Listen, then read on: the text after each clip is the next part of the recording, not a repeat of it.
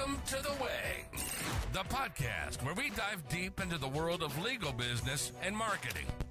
Each week, we'll be discussing the latest trends, strategies, and insights that are shaping the legal industry. So whether you're a lawyer, marketer, or business owner in the legal industry, this podcast is for you. Hey, Ryan. Hey, Brittany, how are you? I'm doing well. I can't remember last time we sat down for one of these. I think I say that every time. It's been a while because I have been on the road a ton and all over I feel like I've been to 3 corners of the country now, like Seattle, New York, Miami, and we're going to get out to San Diego in the fall. So it'll be 4 corners then, but I'm like 3/4 of the way to renewing my gold medallion status on Delta this year, Brittany. Oh, that's And good. it's, we're recording this and it's the last week in February. And this is all through economy flights too. It's not like, wow, I bumped up to first class and it was living large. Yeah, unfortunately, in Delta, if you're listening, there's no excuse for what happens in the back row of a 717. I mean, that's just ridiculousness. You can do better than that. No Wi-Fi, no monitors, no window, no recline. I feel like I have a cause of action for that. Yeah. But better than driving to Houston, so I guess I can't complain too loud. Yeah. And well, why have we been traveling so much? Client on-sites, which is really useful. And actually, I mean, 2 of the firms were firms that we worked with last year and had on-sites with, and they were having us back to do it again this year. So, just for those folks out there, really, I mean, look, people ask a lot, what is Best Era and what do you do? And we do a lot of education. I mean, this podcast is free education. We do free materials. We've got a very great entry level point for $500 for our Best Era community, which is fantastic. We have courses, we have books, we have just events. We have a whole bunch of things, but where we spend a lot of our time is actually working with firms, diving deep into the opportunities and problems that they have, and coming up with real actionable solutions. It's almost like what we are there to do is accelerate their growth through our knowledge of both running a firm, like all of us have done the thing, our knowledge of what's going on in industry, our connections in industry. But for us to really do a good job, Brittany, it starts with us really understanding the people in the firm. And there's no better way or way to do that, I think, than in person. Absolutely. Yeah. Getting in there for a few days and yeah, meeting everybody. Screens can't always do that as well. And yeah, so as much as we can get in person with people, whether they come to us or we come to them, yeah, we found it's really beneficial. And for sure, I think the people that have grabbed hold of everything we've taught them in these sessions or their ongoing, work with us are the ones that have really seen the biggest growth. Like you said, the 2 that you went back to this year, who we worked with last year, you said both saw significant growth, and obviously it means different things to each person we work with, but seeing those results play out, it's fun too now that we're in our second, going into almost our 3rd year of business here soon, getting to see these actionable results from our clients that have started working with us early on and then continued. It's really cool to see. Yeah, I mean, it's a great business model for us because, look, my thing is to anybody out there, find your thing, whether it's us or some other group or some other whatever, find what resonates with you and engage with it, and it will help get you ahead. Our model is unique in a sense where we really do bespoke consulting, and it's like I'm not there to give you I'm not there to, okay, month 1 we're going to do this, month 2 we're going to do this, month 3. It is like, no, give us your financials. Let's interview your top people. Let's sit with your leadership team. Let's examine your values. Let's examine your tech. Let's examine your marketing. And then let's work on coming up with actionable solutions tailored to you that move the needle in a way that is fast, right? Because speed is so important in business. We were working with a firm where we looked at their marketing spend and we're like, wow, that's really, 2x what you probably should be spending to acquire in cases. Why is that so? And it turned out to really be an intake problem. We dove in, we fixed their intake problem, and within a month, they were doubling the amount of cases that they were signing without spending more. In fact, we had them cut their marketing spend. And, we don't want our clients to wait 6, 8, 12 months for that realization, right? We want to get in, we want to improve them. And what we know from our business model, selfishly, is that when we improve them, they have new challenges. And then they come back to us. And they come back to us with confidence because, things that we told them. And, there was one part of my travels, one of the lawyers said, you changed my life. I said, what did I do? Like, I hope in a good way, right? Yeah, And it right. was like, this person is so dynamic and so visible and so top of their game. I was like, you need an executive assistant, like in person to hire. And this person did that and changed their life.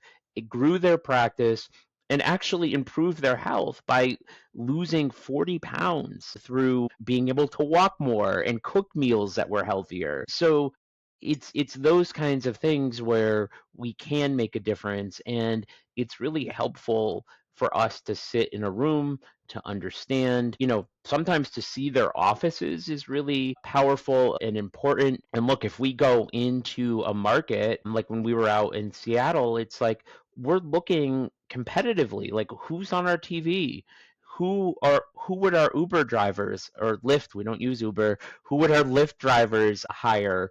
Who's on the billboards? Are there people on the billboards? What are their messages? And to sort of help get a feel for the place, right? And I was in a place like Houston. Never been to Houston before, but I'm like, this is massive, a massive, massive place. And so even helping, like, what neighborhoods are you focusing on? Where are your clients? Where are your referral sources? That is valuable insight to us, I think, to help us help people.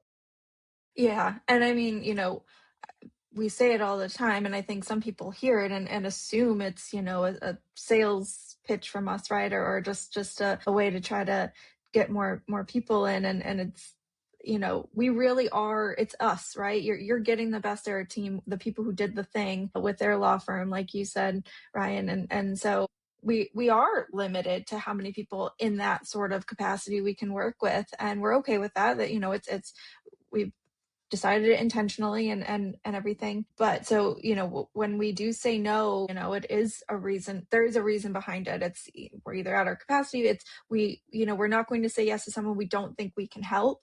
Right. And I like what you said too, where people continue to come back and work with us because they reach new problems, which I also think is a difference from us to some other people out there, because of course, some people like to keep you on the hook and give you just the little bits, right? They feed you just a little bit without giving you the whole playbook or all the answers. And no, like we want to be an open book, right? From the get-go, our plan is to be an open book, give you everything we've learned along the way, think through problems that we haven't even encountered yet, but we can be that outside observer's eyes on the problem because we're not in the weeds with you. And yeah, we're not going to hold back, because that's not our intention to ever not be people helping you find the answers to getting you wherever it is you want to go next. Yeah, and one of, we're 2 years out, really almost into the founding of Best Era. It'll be 2 years and like 2 months exactly, or 3 months. And one of the things that I was most concerned about was that we would be stuck in time, right? Like we would Yeah, we'd be stuck in 2024 and the industry would change, marketing would change. And one of the things that I found, sort of with our approach, I don't necessarily like this word, but we're like a fractional executive team where it's right. like we bring our eyes to it. And so I feel like I'm not just running one law firm. Like I feel like in part responsible for dozens of firms that I've worked with and their opportunities and their decisions and their marketing. And it's also freed me up from not having to run a firm myself to have it conversations with people who are on the cutting edge of technology, marketing, leadership, finance in ways that I didn't have before because I was dealing with the daily machinations of running a law firm. And not that I don't deal with daily machinations of my own small legal practice or Best Era.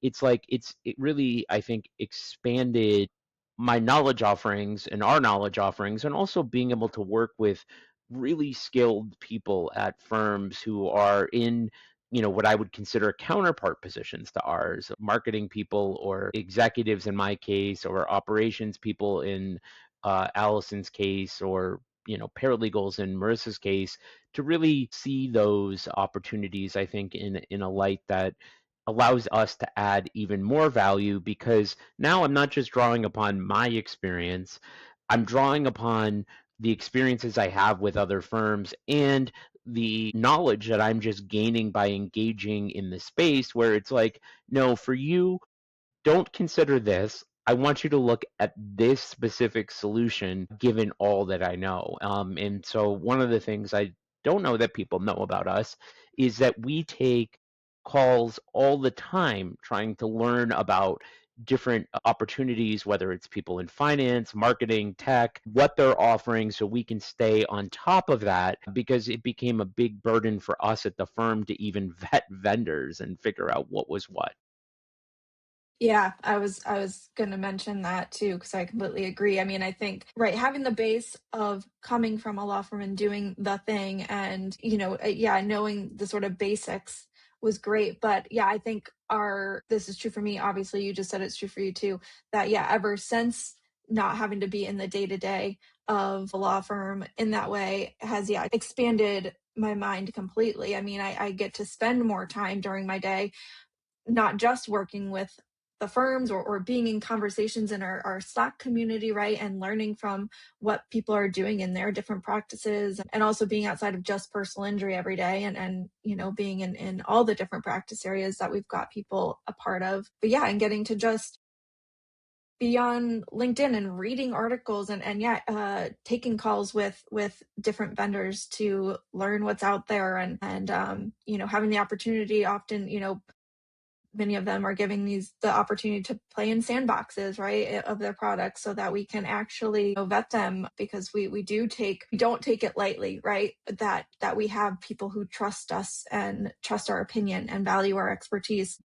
So yeah, we really try to do our very best to spend real time in forming our own, opinions on what's out there, what's new, what's next, what's going to be right for one person versus the other. Again, like Ryan said, we really do believe in being that bespoke option, because there are so many great products out there, right? Vendors, services, and that doesn't mean they're right for everybody, right? So yeah, we're not going to push everybody into one CRM, because, oh, we've got a, affiliate deal. And in fact, we try to avoid that sort of stuff, right? And instead we try to create trusted partners out of these people, because yeah, we won't ever want to assume that one option is going to be right for everybody out there. Yeah, there's definitely no one size fits all. There's no one dream fits all. And, having worked with so many law firms that are successful by any definition, there's no one definition of success either. And I think that that's really important. And,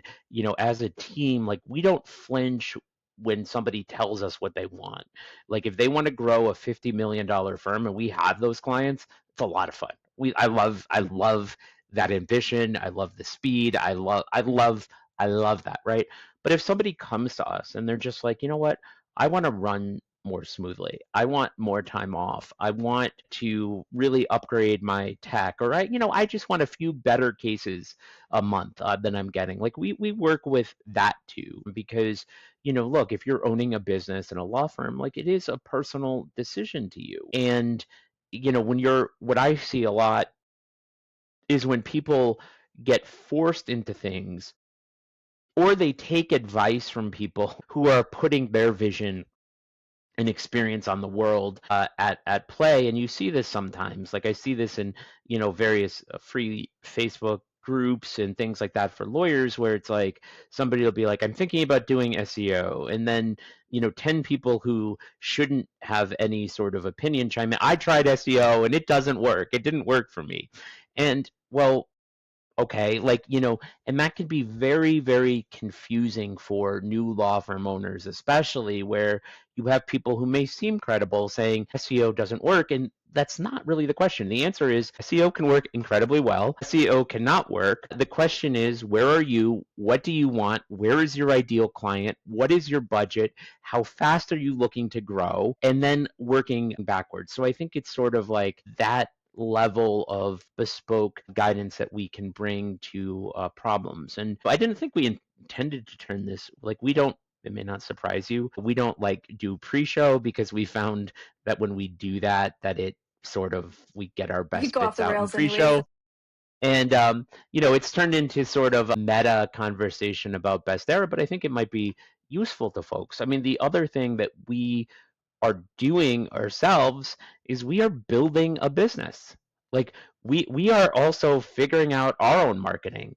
We're figuring out our own CRM. We're figuring out, how do we get people to our email list? How do we market to them on their email list? How do we sell them? That wasn't a skill set that we needed when we did personal injury. How do we track what's successful? What are our vision, our values? And so we have annual meetings, quarterly meetings, weekly meetings where we discuss these things. We experiment with different software. I mean, we've gone from different pieces of software to consolidating software to, embracing different functionality for AI and learning ourselves, right? And I mean, this recently came up for us. I mean, we're not hiding it. Like, we decided this year to really put Best Era on blast and to do a ton of content. So wherever you are, whether you like us or not, we are probably showing up in your feeds a whole bunch. And we're showing up when you log into TikTok, and we're on LinkedIn, and we're on Blue Sky and Meta and Instagram. We're all over the place, right? And that's definitely intentional for us. But we are figuring out internally our content distribution game and scaling content. And there were even things where it's like, yeah, we're using AI to edit. We're going to get to this, but we're using AI to sort of edit and distribute things like our podcast and captions and different formats for our podcast for different things. And we're also using AI. I came up with an idea to download my entire LinkedIn history, to use it to generate tweets and threads to be posted using Buffer, right? These are my ideas, these are my voice, and I edit them, but I'm able to do a lot of content batch quickly. And I'm, testing that to sort of see what its impact is on our top and bottom line regarding visibility. And we're able to track that using HubSpots. It's like we're we're in the trenches with you Yeah. all trying to And figure out these changes. to go along with that, we're very much in the trenches with a lot of the people we work with who don't have massive marketing budgets. We have Right. a very small marketing budget that we're working with at Bastera, just like so many of our clients. So, which I think some people don't realize that they assume otherwise. And I mean, Yeah. I guess we're happy to assume otherwise, that it looks like we're, doing more than we are with what we have. But yeah, so Ryan is completely telling the truth when we're saying, like, we're in it, we're building just like you all are, and we're testing things and being scrappy because we have to. And so we love getting to help other people be scrappy when they need to as well. I mean, don't get me wrong, we can work with big budgets too, by all means, and we have that sort of part of, again, where we come from with saying we've seen all sorts of levels, and so we can adapt and work with all sorts of levels, because we're still doing it here at Bestera every day. Yeah, I mean, our marketing budget at when we left Connecticut Trial Firm was $100,000 a month, and our marketing budget at Best Era is 100,000 a year, okay? And so yeah, we have the insights there. And I mean, I think, I was talking with Jen Gore last week, and Jen opened up her Evergreen coaching program and sold her interest in Sweet James, and seems very happy about that. And I was talking with her, and she's like, "You haven't been paid from your law firm?" I'm like, "No." I'm like, all of it has been, our backs have been against the wall. I funded Best Arrow with $30,000 out of my own pocket. I have spent significant sums of money on litigation over the past 2 years. So I haven't been able to draw from any sort of personal money. Like, we've had to make payroll, we've had to make decisions, we've had to cut things, we've had to postpone things. I know, one of our original ideas was we wanted to do these analog cards, and I still like them. Yes, I still think one day soon, when you get some, when you get some payouts from future uh cases and whatnot, because that's the other thing too, right? You're still waiting on a lot of other things to pay out too from Yeah, big cases.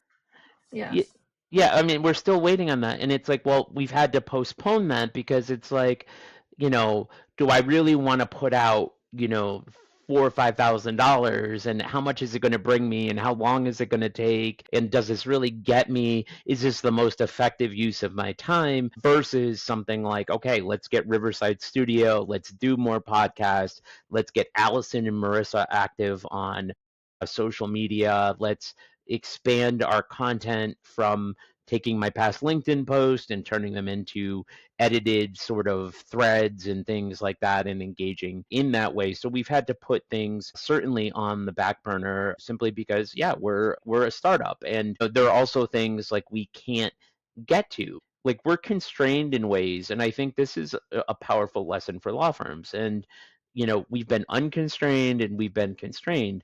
And if I had sort of just a budget that was, unlimited, or $100,000 a month, I would have a team out there at every sort of legal conference every week almost, and talking to lawyers and having dinner and helping amplify our message out there, right? But there's four of us. Like, we don't have the budget for that. If we're all standing around at a conference in a booth, we're not doing the consulting, we're not doing the content. And so, we're like, okay, we're not going to be playing in that little sandbox right now. And also, I mean, these conferences have gotten very, very expensive to sponsor and to join and to do different things. So we have to work a little bit smarter on our own marketing, which generally involves SEO, but it also involves, SEO, social media, newsletters, community-based things. But it also, I think, deeply involves us, showing up for our community, showing up for people, adding value, giving, adding knowledge, sharing our experience, and being a little bit resourceful. And ultimately, I think it makes us a better company, and it will make us more profitable. And it makes us a better consultants, because, yeah, we can understand TV ad buys, and we can work with you there, and we can work with you on getting media buyers and all of those things that we did. But we can also work with you and say, okay, you don't have much money. Let's play with what you got. Let's do high ROI things and help you generate the exact clients that you deserve. And this is another sort of thing, like, in our growth, like, part of what you as a firm have to do, whether internally or by hiring somebody like Brittany, is audit yourself. Like, I was looking at our website over the weekend, and I was like, okay, this is built for who we were 18 months ago, and it's not built for what we are now. So it's like, let's rework the headers. Let's rework the calls to action. Let's make this more accessible and look at it as a conversion tool, as opposed to just adding content and building links. And it's sort of like a reset period. But these are things that law firms have to go through, and any sort of business owners have to go through. Yeah, definitely. And I think, our best metric, well, you've said this before, to people. I mean, we used to say it back at the law firm, but one of sort of our metrics for success in that we are, getting the reach out there and stuff, is getting unsolicited resumes right? And we've started to do that here at Bestera. So, I think that's, to me at least, has and it was just last week into this week that we've gotten a few people since starting that showed interest in what we were doing and being a part of it. But this is one of the first resumes where we actually really got to say, like, wait, this is someone who would really could potentially be a part of our vision. So seeing that as a metric, I think is useful sometimes. Knowing that our brand, and not just as a logo, is out there, but our brand as in people understand who we are and what we stand for is out there enough that the right people are trying to come into the door. Right. And that gets back to really having values. Because like if you're just doing marketing and you're like, okay, I'm gonna do some PP, like it can work. Like everything works. Like the worst thing you can be is unfindable and irrelevant. The second worst thing you can be is scattered and like everybody else. But when do you really have core values defined? And I mean, like, not just on your website, but actually visible to the world, and not just in like a stated way. And I'm going to bring up something, I think that is instructive here, right? Like, one of the things that we stand for hugely at Best Era is building healthy law firms. Like, we will turn down work where it's like, this is not healthy. These are not people that we align with, who we want to help, who we can help, just simply because that's not good for us and it's not good for them. And we have more than enough work that we're able to generate through our marketing to attract people who are like and attracted to us. And you have been active on LinkedIn and Threads because you've been attacked, right, for being a woman. I I mean, was I'll, gonna I'll say, just just put being that a out. woman. I'll just Yeah. put that out there, right? But Yeah. you don't see us as a company. Like, we could do one of two things, right? You could just delete comments and ignore and be milk toast and brush it off and go on. But what you see is all of us on our team amplifying your message, right? Mm-hmm. And that resonating with people. And that really does explain, because we're like, you know what? I don't want your money. I don't need your money. You're not for us. And I think that that is important when we talk about women in law firms and healthy law firms. So it's not just, if you're out there and you're like, hey, we're a client-centered law firm, and then when it comes down to the disbursement sheet, you take more money than your client. Like, come on. Like, you've got to put your values in action, because it's what people see. Yeah. I've And it rambled a little bit. ultimately, I mean, yeah, but it also ultimately protects people to living their value, right? If you're someone with real true values and you really are living them, it's going to protect you, right? Because like you said, if you're someone who's, sort of cheating off the disbursements sheet here, or saying that you're, for every, or, that you believe everybody, and then, yeah, you're going on LinkedIn and commenting on women's LinkedIn posts saying, victim blaming and saying, what, you're the problem. People are going to see that. Someone who did happen to do that, a lawyer who did happen to basically victim blame me on one of my posts and said I shouldn't have been engaging on my own post. It struck a chord with enough people that several different women and men DM'd me saying, you're in the right. I believe you. I thank you for standing up. We need more people like you. And one of them even went so far as to sought out that lawyer's page and left a review for them and said, I wouldn't trust this person. It says on their website that they are for their clients and they, are for the little guy, and they believe, they want to stick up for those people, and they're not doing it for women on LinkedIn. So I certainly didn't ask for that to happen. I didn't tell anyone to go do that. But you know what? It's at some point, if you're not truly living the values you claim to have, written on your site, it might come back to bite you, So it's just a warning there. Like, you're going to just be true to yourself. Whoever it is, whoever you are, just be true to yourself, because otherwise it could get you in trouble. It could get, other people in your firm in trouble in the long run. Yeah, I just went off on a rant there too, like you, Ryan, but it just, we do care so much about having values, and whatever they are, stick to them, be a company together as a team that sticks to them, and support each other in that way.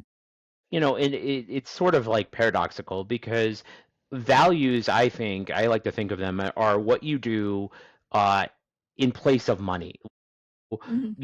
So if you're like, hey, I don't want to offend anybody because maybe this employment lawyer becomes a client and pays me, right? Like, and that's sort of like the thinking. But when you are a law firm and are a lawyer out there and you actually live your values and you Hmm. actually speak your truth, you'll make more money. Like it aligns because chances are that idiot out there making the comment isn't going to hire you in the first place. Like they're just Exactly. not. And so I think, a lot of lawyers can make the mistake of being gray and blending in and not offending and not speaking their truth.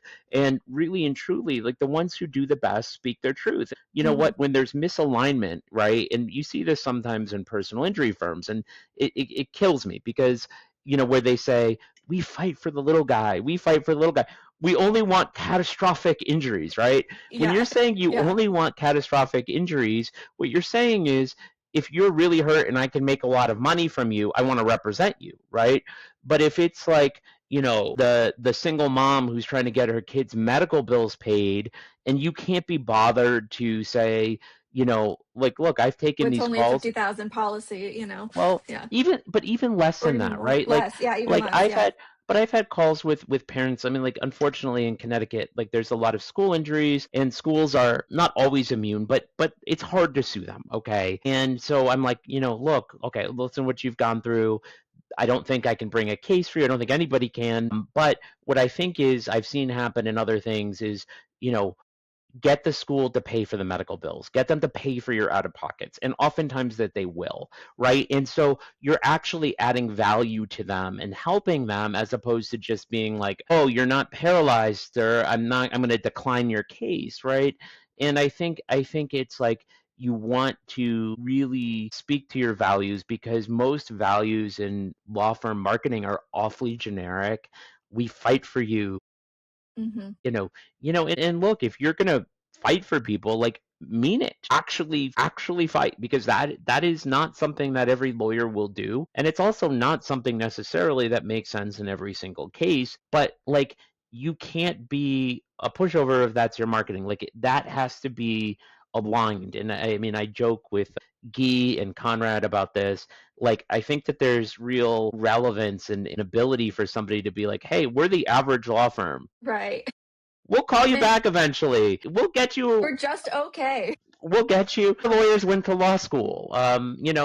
We're, not best lawyers. We're okay lawyers. And you don't need a best lawyer. You need an okay lawyer. We're going to help move your case along, get you a fair settlement, and do this, right? Because that is actually authentic. And I think about this, and as we think a lot about AI and deep fakes and the quality of these, both images and content, I think authenticity is so important. I think showing Hmm. up even online as yourself, but in person as yourself, for better or worse, like, I've lived visibly online for a long time. Like, who I am online and who I am as a person, like, you're not actually getting somebody different. Like, you're just not. But I think it's like when you are authentically that, and like, look, and it's like the thing, I mean, this will be all forgotten about because there'll be like 50 controversies by the time this episode airs in a week. But one of the things is, you see a lot online about the US men's hockey team and what goes on in the locker room after, and the comments about the women's team. Like, if you're genuinely like pissed off about that, like I am, like, share it, right? But don't like pretend to be upset about it and then, look the other way when somebody in your firm is sexually harassing people. Like, don't do that, right? Like, that's look, I'm a child of the 90s. I grew up in the 90s. I think the best time to grow up. And we had a word for that, and the word is poser. And I think, like, that is I think, coming back, where it's like you're a poser, you're a sellout with all the things that are going on in private equity.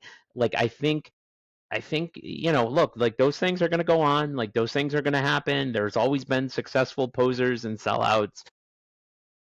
And if that's who you are, like, go for it. Like, Be a sellout. There's Like, gonna be awesome. there's gonna be people that'll follow you. That's fine. Yeah. Awesome. But I think it's like, I think that the risk of being a poser and now is higher than ever. And like, look, I say this across, ideology. Like, there's a lawyer in Connecticut who we've talked about before who did, make alimony great again. And it's like, that's who he is. Like, Right. that's his people. And, like, people who hire him don't expect anything different. And I think, and I also like this person, and I don't, but it's like that person is authentically themselves. Like, and I can disagree on a host of things, but they're not, I think Yeah, no, capitalism, they're not saying one thing to your face and one thing in the locker room. I Like, think and that's what people, yeah. I think capitalism turns people into phonies. Like, I just Yes. do, because in the back of their mind, they're always thinking, I don't want to anger a potential client. I don't want to anger a referral source. I don't want to upset anybody. And I think it's the wrong messaging for anybody in business at this point. No, it completely is. And that's, I think, the lesson that these US men did not understand was the reason so many of us are upset, obviously, especially women, but there's plenty of men out there that are upset too, is exactly what you said, where they don't get it because they're like, well, but we've been friends with the women's team, we've been supporting them, we went to their game, we've been hanging out with them in the village the whole Olympics. What's the problem? It was just a joke. And that's the problem. It was a joke at their expense behind their back when you didn't know if they were listening or not. So, and that's right. So take that as a lesson, as like everything we just said. If you are not the same person to a customer as you are behind their back, then you're not, yeah, you're right. You're only going into it for capitalist reasons, for worrying about getting money from someone, and you're not living your true values. So yeah, definitely, if you want to take one silver lining out of any of it, take that as the lesson of why people are so upset by it, besides the obvious misogyny of it all. But Right. if we're No, going but to bring it back to a lesson for business, have it be that. and like, look, I mean, one of our big visions and our values is to actually help people and actually help law firms and do so with integrity and turn down work that we don't think we're suitable for.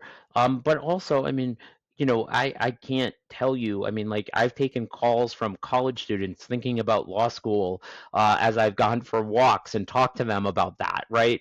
And I mean, I take calls from lawyers and DMs and all sorts of things at no cost, because that is who I am. I genuinely believe in building a better, healthier legal profession. I know my struggles, I know my pain. I believe that the value of lawyers is tremendously high. The rule of law has never been more important than it is now, and the work lawyers do is important. And so it's like I'm living that value by responding to that DM. And if I'm, just talking about a healthy law firm and I'm like, hey, you know what, $50,000 to hop on a call, minimum 3-month engagement with me or something, like, like I'm a phony. And I'm a poser, and I don't like that. Don't One be a last poser. don't be a poser. That's a good takeaway from this podcast. One last thing is, we're talking about posers and Gen X. Getting out of your office, I think, is so important. And on one of our trips and one of our on-sites, we were sitting next to women's professional hockey players who, you tell me, Yeah. won the gold medal. Yes, I'm so mad at myself in retrospect. I did chat to one of them. We were on our way back from Seattle, the Seattle Torrent. So the PWHL team was on the flight heading back from a game from Minneapolis. If you're flying out there a lot, if you want to see professional or collegiate hockey teams, connecting in Minneapolis is the move. We've run into this twice now. Yes. But yeah, and I noticed them, and I'm a fan of the PWHL. Boston Fleet is my current team that I like to claim here, obviously in Connecticut, because the New York Sirens moved a little farther away from me. So Boston's closer, and honestly, I like their colors better. I'm a girl. What do you want? What do you want from me? Of course, I'm going to choose based off the uniform. Anyways, yeah, the whole team was, sitting around me. The goalie was sitting, one of their goalies was sitting right next to me on the plane. And so I chatted to her with her just a little bit, how's the game? I didn't engage once she said they lost 6-0 that day. So I figured they were all in a bad mood. So I didn't want to engage too much. But now in retrospect, I'm thinking about it and I was like, oh my God, like several of the women on the U.S. women's gold hockey team now are part of the Seattle Torrent, and I should have, I should have talked to more of them. I should have, been a little more extroverted at the time and said something to some of them, maybe, asked for a picture and things, because yeah, what a cool memory now to think about that, I was surrounded by all these amazing Olympians who have broken barriers and broken records, and it's very cool. It is cool. And, I think for people out there, like, just get out of your office. Like, even if it's a day a month, you don't have to fly from Hartford to Seattle. Like, but like magic things happen out of your office when you break your sort of pattern, when you break your routine and you're not in court and you're not in your office and you're just sort of living life. And I had one of these days last week, Brittany, where I thought I was speaking on Wednesday, but evidently I was speaking on Thursday. So I found that out on my flight down to Miami, and I was like, oh, I have an extra day in Orlando. And oh, by the way, my hotel just got canceled. They're like, hey, we overbooked you. Too bad, so sad. And I'm like, this is Orlando. Like, this is like, other than Vegas, they have more hotel rooms. Like, what do you mean I don't have a Right. hotel room, right? I couldn't get a hotel room. And I was getting into Orlando at like 11 o'clock, and I was like, I don't want to drive an hour to get a hotel room. They're like, you can stay in Port Canaveral. I'm like, that's not close. And uh, and I'm like, I'm tired. I've just done a full day on site. These are exhausting. I've been traveling. I'm up. And, I ended up texting. I saw one of our clients and friends was there, and this person had a giant Airbnb with like 30 rooms. And they're like, Ryan, come stay Of with course he me. did. So I'm like, okay. So I stayed and, got to see him and his family for a few minutes. And then I was like, hey, I don't know what I'm going to do for a day in Orlando. Like, I'm not a mouse person. Like, I am not a Disney human being. So, I mean, probably if you're out there and you're not me, you're like, yeah, go to the Magic Kingdom. Not me. So I text Bill Umansky and I was like, hey, man, you want to have lunch? I'm in Orlando. So we end up having a late lunch, recording a podcast down there with Bill, having a really great conversation. But my overarching point to you is like, look, on these, bring it full circle as we travel the country, in person is so valuable. Meeting people, talking to people, showing up, the value of actually breaking bread with somebody in those relationships. Like, as we talk about all the AI technology and all the possibilities, to me, that is the moat for people, is people still want to do business with people they know, like, and trust. And it's been a little bit meta for us and we've rambled a little bit, but hopefully we have a lot of good AI clips that Riverside can cut out into little segments. But one of the things that, we find, right, and like there are these attorney referral automated network things that can be very effective, especially in some markets where large volumes of cases move. Still in 2026, our best era Slack community, like there was 2 referrals in there this morning, Brittany. I think if we're 55 days in, we've probably had 70 referrals, 75 referrals, because it's still that connection. They don't just want to dump off one of their clients into some service necessarily. They want to make sure that they're taken care of. And that comes from showing up. That's what our brains are wired for, community. So, you don't have to be on a flight, but, fun things can happen when you are.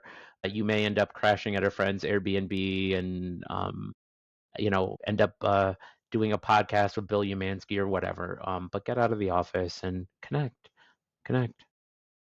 So I think it's a good place to end it. Yes. What have you done? Well, you want to know what? I've been watching our back episodes, and this time I have been focused so much at looking into my camera as opposed to, like, I find Me my too. eyes do I know. all I've of been doing my best.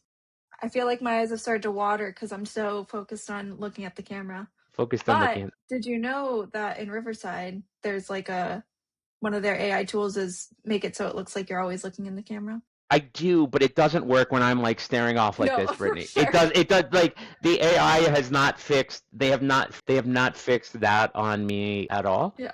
So we always like to end like, what are you listening to? What are whatnot. I am listening to a lot of Noah Kahn records because I'm going to see Noah Kahn at Wrigley Field. I was fortunate enough to get tickets for my family, my daughter, Talia really loves Noah Khan, and so I couldn't get Taylor tickets, but I was able to somehow score Noah Khan tickets, which seemed to be like even harder I than mean, just Taylor as tickets yeah. Well, because because it was a dang MLB site. it was I am a I know big fan you. of the MLB site because I got through, but he's playing fewer shows in smaller venues and the demand is off the charts. So I'm going to see Noah Khan and been just really enjoying some of his new vinyls. I gave up buying vinyls for Lent, so I can't buy anymore. But Which you've probably got a list going of when ones you're gonna grab as soon as Easter's over. there's a big show in Northampton that's like 75,000 vinyls at this like church or something, and I'm like, yeah, April 11th, I'm going. Oh my I'm gosh, going that's to that. funny. But That sounds a little poetic that it's at a church too. I feel like it's like yeah, meant to be. I mean, but Yeah, but you know what this is like? These are like, just people with crates, and you go through, and you're like, hey, here's this Stones yeah, album for $5, and you buy it yeah. or whatever. Like, No, it's a those are day. great meetups. Yeah. It's a day out. So but so yeah, I've been listening a lot to Noah Khan at Fenway Park and Stick Season, and I am very excited for his upcoming album, Bugs or something. Last of the Bugs, yeah. Which You is a know, reference to one of his older song or a past song. So it's a that song I'm on Stick excited for. Season. He talks about the Yeah. season of the Yeah. bugs or something. I don't know. Yeah. I Yeah. don't know. Yeah. But I'm super excited about that. And also I am watching because, from a marketing perspective, from a law firm perspective, right? Noah's doing the thing where he's dropping the Taylor thing where he's dropping different Yeah. vinyls, and he's Hmm. not doing the Taylor thing where he's dropping yet special album editions. Like they're like, No, this not is the yet. Porchlight variant, this is the I'm beer sure variant. once the actual album comes out, he may do that. But Yeah, there's going to be some Target exclusive that's going to have some bonus track. But, it's really interesting to me, the resurgence in vinyl where it's like, this isn't going to be taken from me. Like, I own this. yes. I can put down the needle, I can spin it. Hmm. I have to walk to change my albums Hmm. and things like that. And I think that there is definite AI digital backlash. And I Hmm. think that that is an opportunity out there for law firms to bring it full circle. So, Yeah. Noah Khan. Yeah, I've obviously been loving my NoCon too. I am, even though I'm giving MLB site shit for their ticketing war that they created, I also actually got really, really lucky and got tickets at Fenway like within 5 minutes of logging on. So I literally have no reason to complain, but in solidarity to everybody else who missed out. So yeah, NoCon as well. But also, oh my gosh, I mean, we've had some really good new music this year so far. So Mumford and Sons had an amazing new album, Prize Fighter, that just came out. So been listening to that one. They're on SNL this week too, so I'm really excited for that. And then my girl Hilary Duff, as a later 90s, early 2000s teenager, she was obviously my jam. She's also taking notes from Taylor because she is coming out with Target exclusives and this vinyl and this variant and this and that. So she figured out what's up and playing the game, and I respect her for it. And especially because she's also taking notes from Taylor, because on some of her variants, and I grabbed one specifically for this reason, she's including bonus songs that are, instead of Taylor's version, she's going with mine, is what she's calling them. So they're old songs of hers from the past that she re-recorded and calling them mine in parentheses. And so I grabbed one of the variants that has What Dreams Are Made Of as a re-record, because that was the song my husband and I walked into our reception with, because we are quintessential millennials and we're full cringe, and we love it. It's fine. We embrace the cringe. But yeah, so that's what I've been doing. And I also scored floor seats to see Hillary at her tour, not till a year from now when See, she's in Montreal. So no, I was going to bring that up because it was a week ago that you got these tickets, and I was like, oh, Hillary Duff, she was like the Mickey Mouse Club thing, right? So I knew that, like I knew she was like no, Disney she's adjacent. not Mickey Mouse, but Disney. For again, the millennials Oh. of us, Lizzie McGuire lives in our hearts forever and ever. They tried to bring Lizzie McGuire back, and then Disney Plus wasn't having it because, God forbid, she's a grown-up now and she was going to talk about grown-up things, and they said that's not appropriate for Disney. But anyways, yeah, no, Lizzie McGuire. So yeah, she was just past your time, obviously, as a kid, but she was prime time for me because her and she's a few years older, so prime time for me. Sure. It was just like, so I was like, okay, so I knew that. And then I was like, so it was like the show this summer. And she's like, no, next year. And I was like, next year. Well, But she is coming this summer. I am unfortunately away at all the times when she was going to be nearby. But okay, but hear me out. Like, it's worth noting out there, lawyers, as you're doing your marketing, she sold tickets a year in advance. I have been going to concerts since I was 15, 14. And usually, like, I mean, the show goes on, like, they sell them months in advance. A year? Never. I've never seen that. But it speaks to, I think, this post-2020, I'm not going to say post-COVID because that's still a thing, but this post-2020 AI pressure on gathering, on community, on togetherness, on showing up, on showing your face, on experiences that are unique. And so get out of your office, go to your clients' houses, have dinner with the lawyers down the road, get on planes, meet US hockey players, crash at your friend's place at an Airbnb in Orlando. Do all of those things because they are not things that the bots can do. They can't do it. And who doesn't get excited to have something to look forward to, right? Like out in advance, right? So yeah, I get to look forward for a whole year about seeing Hillary in person. So yeah. So in person, do what the bots cannot. And thank you if you made it this far. See ya. Thanks for joining us on this episode of The Way with Best Era. Be sure to visit our website, bestera.io. From there, get more resources, insights, and to connect with us directly. Don't forget to subscribe to our podcast on your favorite platform. That way you never miss an episode. Until next time, keep striving for your version of success.